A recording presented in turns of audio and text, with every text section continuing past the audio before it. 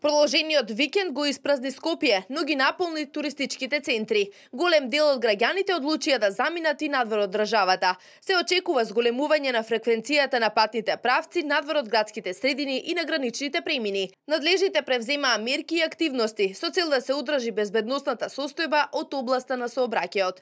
Сообраќајната полиција ќе превземе покрај превентивните активности, ќе превземе и репресивните активности, особено по тешките прекршоци и загрозувачки прекршоци, како што се управување на возило со брзина поголема од пропишаната, управување на возило под дејство на алкохол, непочитување на правилата на превенција на минување, неправилно пристигнување и обиколување и останалите прекршоци кои се загрозувачки.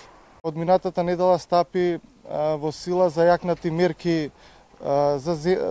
мерки при влез во земјите членки на Шенген зоната, како што е и Република Грција. Тука се очекува да има зголемени мерки на безбедност при влез, но истото се очекува да не направи поголем застој во одвањето на тековниот сообраќај. На најфреквентниот граничен премин Богородица на македонско-грчката граница, сообраќајот на првиот ден од великденскиот викенд е со малку поголем интензитет од секојдневниот, изјави Ангела Темилков од Автомотосојузот Македонија. Како што пратиме ситуацијата од утринава на Богородица, имаше некои информации од 5 до 10 минути, значи нормално се прави проток на возилата, исто така и на Девер Бајер имаше мала поголема фреквенција, меѓутоа сето тоа се одбива веќе е нормализирано и нема никаков проблем.